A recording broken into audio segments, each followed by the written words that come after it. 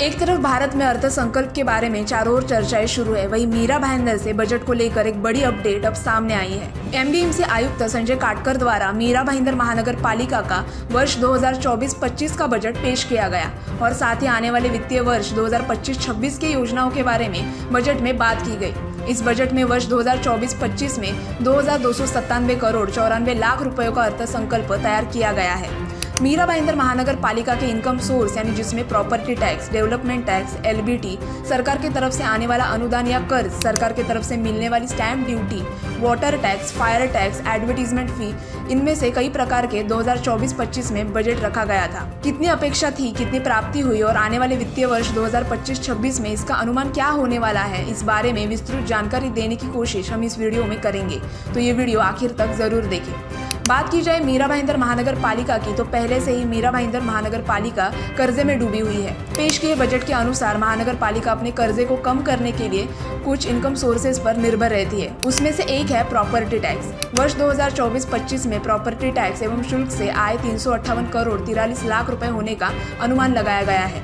नवंबर 2024 के अंत में 185 करोड़ 21 लाख रुपए की वास्तविक आय को बजट में ध्यान में रखते हुए प्रॉपर्टी टैक्स से बेहतर 223 करोड़ 25 लाख रुपए होने की उम्मीद बजट में जताई गई है। साथ ही वित्तीय वर्ष 2025-26 में भी प्रॉपर्टी टैक्स में करदाताओं को पहले छमाही के साथ दूसरी छमाही का टैक्स चुकाने की छूट दी गई है। यानी अगर आपने 1 अप्रैल 2025 से 30 जून 2025 तक पहला छमाही प्रॉपर्टी टैक्स अदा किया तो दूसरी छमाही के सामान्य कर में 5% की राहत दी गई है और 1 जुलाई 2025 से 31 जुलाई 2025 तक प्रॉपर्टी टैक्स अदा किया तो दूसरी छमाही में सामान्य कर में 3% की राहत इस बजट में दी गई है। साथ ही 2024-25 में प्रॉपर्टी टैक्स एवं शुल्क से 398 करोड़ रुपए होने का अनुमान पेश किया गया है। इसके बाद आते हैं डेवलपमेंट टैक्स पर, तो 2024-25 में नगर विकास विभाग की ओर से डेवलपमेंट टैक्स के लिए 150 करोड़ राजस्व की उम्मीद की गई थी, लेकिन नवंबर 2024 के अंत तक 150 करोड़ रुपए की पूरी वसूली हो जाएगी, ऐसा अनुमान बजट में पेश किया गया है। उसी के साथ स्थानीय निकाय कर 302 करोड़ 40 लाख रुपए एवं स्टैंप ड्यूटी शुल्क 59 करोड़ 40 लाख रुपए होने की बात की गई है,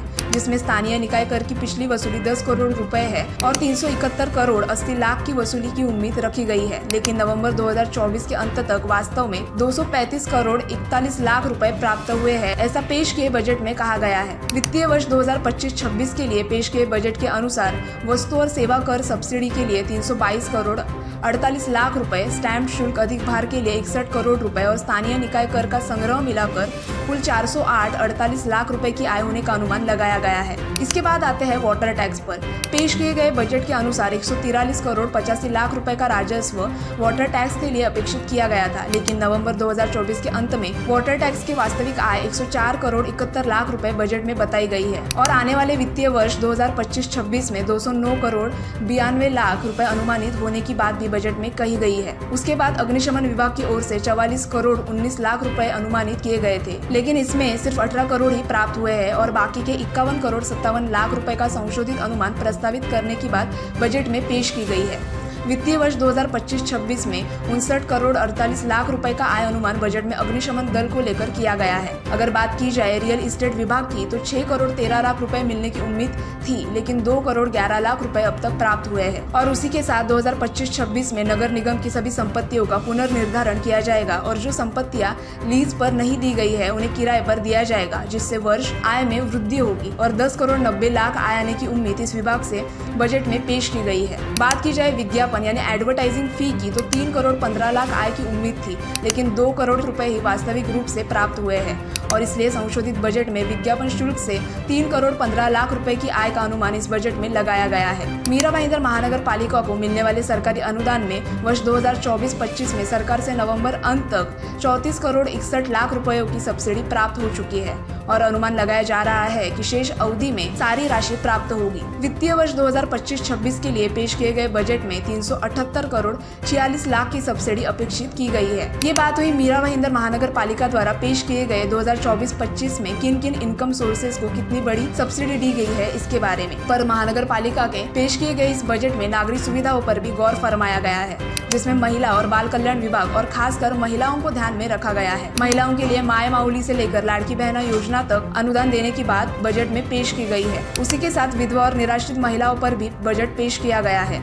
उसके अनुसार वार्षिक 5,000 रुपए देने की बात बजट में की गई है। महिला और बाल कल्याण विभाग की तरफ से निभाई गई इन योजनाओं को वर्ष 2024-25 के अनुसार 6 करोड़ 60 लाख और 2025-26 के इस वित्तीय वर्ष में 6 करोड़ 45 लाख रुपए की बात बजट में की गई है। उसी के साथ पेश किए गए बजट में शिक्षा विभाग पर भी ध्यान दिया गया है, जिसमें डिजिटल एजुकेशन और रोबोटिक प्रशिक्षण, स्कूलों में स्मार्ट टीवी की सुविधा और किंडरगार्टन के छात्रों के लिए स्वस्थ भोजन और सामग्री देने की बात बजट में रखी गई है। उसी के साथ बजट में दिव्यांगों के बारे में भी बात रखी गई है, जिसमें दिव्यांग कल्याणकारी योजना और समाज कल्याण योजना का उल्लेख किया गया है। इस योजनाओं के तहत वर्ष 2024-25 में 2153 दिव्यांगों को पेंशन का लाभ दिया गया है। एमबीएमसी के बजट में क्रीड़ा क्षेत्र के लिए वर्ष 2024-25 में 9 करोड़ 45 लाख बताया गया है, तो वित्तीय वर्ष 2025-26 में इस क्षेत्र के लिए 12 करोड़ 87 लाख रुपए का प्रावधान किया जाएगा। अगर बात की जाए जलापूर्ति विभाग की, तो कितने सालों से मीरा भाईंदर वासियों को सूर्या प्रकल्प से आने वाली पानी की राह देख रहे हैं, तो इस प्रकल्प के लिए वित्तीय वर्ष 2025-26 के बजट में 131 करोड़ 34 लाख रुपए का प्रावधान महानगर पालिका द्वारा किया गया है। उसी के साथ घन कचरा नियोजन विभाग के लिए पेश किए बजट में कुल 175 करोड़ 80 लाख का प्रावधान रखा गया है। मीरा भाईंदर परिवहन विभाग के उपक्रमों के लिए महानगर पालिका निधि की तरफ से 35 करोड़ का प्रावधान बजट में रखा गया है। उसी के साथ गार्डन और वृक्षा प्राधिकरण विभाग के लिए महानगर पालिका से कुल 54 करोड़ 37 लाख का प्रावधान रखा गया है। महानगर पालिका द्वारा पेश किए गए बजट में सबसे महत्वपूर्ण मुद्दा रहा है स्वास्थ्य का। पेश किए गए बजट में स्वास्थ्य सेवाओं पर गौर करते हुए 2025-26 में